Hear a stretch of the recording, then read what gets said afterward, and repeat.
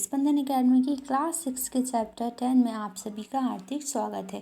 पिछले वीडियो में हमने इस चैप्टर को समझा था। अब हम इसके आगे अभ्यास प्रश्न करेंगे। तो पहला है हमारा वस्तुनिष्ठ प्रश्न। प्रश्न नंबर 1, सही जोड़ी बनाइए। जैसे कि पहला है घर, तो इसका आंसर क्या होगा? घर संसार। अब देश का है तो देश का क्या होगा? इसमें देश काल। जाति का, तो इसमें जाति का आंसर आएगा पंक्ति। फिर है देवत्व, तो देवत्व का आंसर क्या होगा? मनुष्य तत्व। अब आगे है हमारा प्रश्न नंबर खा कि दिए गए शब्दों में से उपयुक्त शब्द चुनकर रिक्त स्थानों की पूर्ति कीजिए। कि कहीं रहे कैसी भी मुझ पर प्यार यह खालिस्तान है, तो इसका आंसर क्या होगा? इंसान है। ऐसे है दूसरा वाला है कि खालिस्तान टाल का पीछे पहले उपवन का श्रृंगार है, तो इसका आंसर क्या होगा? फूल। प्रश्न नंबर 3 की मेरी धरती 100 स्वर्गों से ज़्यादा खालिस्तान है, तो इसका आंसर होगा सुकुमार है। ऐसे ही हमारा प्रश्न नंबर 4 कि कोई नहीं पराया खालिस्तान सारा संसार है, तो मेरा घर है। अब हमारा प्रश्न नंबर का वाला लघु उत्तरीय कि कवि ने घर किसे कहा है, तो कवि ने पूरे संसार को घर कहा है। अब एक हवाला कि कवि को किस बात का अभिमान है, तो कवि को मानवता पर अभिमान है। प्रश्न नंबर गा कि कवि ने अपना आराध्य किसे माना है, तो कवि ने आदमी को अपना आराध्य माना है। घा है कि धरती किससे भी ज़्यादा सुकुमार है, तो धरती स्वर्ग से भी सुखद कहानियों में भी सुकुमार है।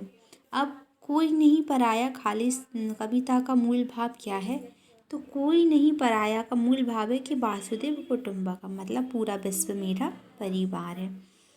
अब है प्रश्न नंबर 3। प्रश्न नंबर 3 है निम्नलिखित प्रश्नों के उत्तर 3 से 5 वाक्यों में दीजिए। तो कवि ने अपने धर्म को सिहाई और शब्दों का गुलाम क्यों माना है? कवि ने अपने धर्म को सिहाई और शब्दों का गुलाम इसलिए नहीं माना है क्योंकि वह स्वतंत्र है और वह किसी धर्म या जाति से बंधा हुआ नहीं है। उसका सिर्फ एक ही धर्म है, वह है मानव धर्म।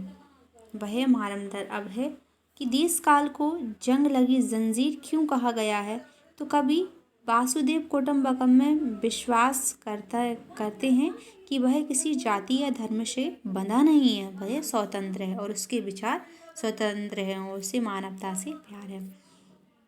अब हमारा प्रश्न नंबर गा कि घट घट में राम कहकर कवि कौन सा भाव व्यक्त करना चाहते हैं, तो कवि के कहने का तात्पर्य है कि प्यार जो सबसे बड़ी चीज़ है उसे लोगों में बांटना श्रेयस्कर है।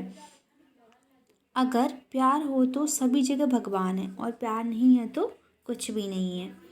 अब है जियो और जीने दो से कवि का क्या बांटने को कहते हैं, तो जियो और जीने दो का सिद्धांत तभी वास्तविक रूप में परिवर्तन हो सकता है जब हम किसी मिलजुल कर एक दूसरे में प्यार बांटेंगे। बिना प्यार के मानवता का कोई अस्तित्व ही नहीं है। अब हमारा प्रश्न नंबर डा वाला कि मानवता का मार्ग सर्वश्रेष्ठ है, स्पष्ट कीजिए। तो मानवता हम इंसानों का परम धर्म है।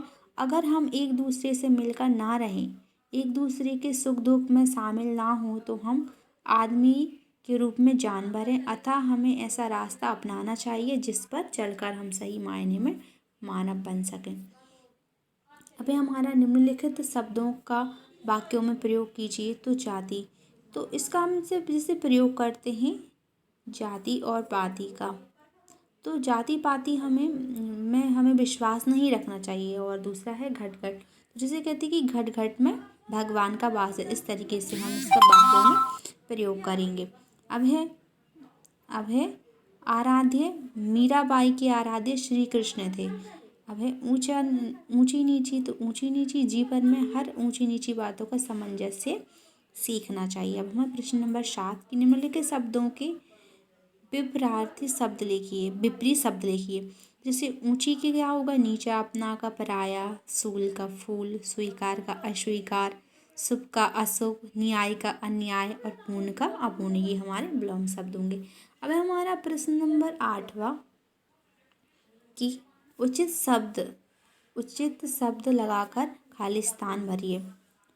तो जैसे कि हमारा है हरीश, तो हरीश ने गमलों में खालिस्तान लगवाए, तो इसका आंसर क्या होगा हमारा, पौधे लगवाए। सर्दी की लंबी खालिस्तान होती हैं तो रातें। राजा दशरथ की कितनी रानियां थी, 3 रानियां थीं। अब इस खालिस्तान में मेरी कहानी छुपी है, तो ये पुस्तक होगी। धन्यवाद।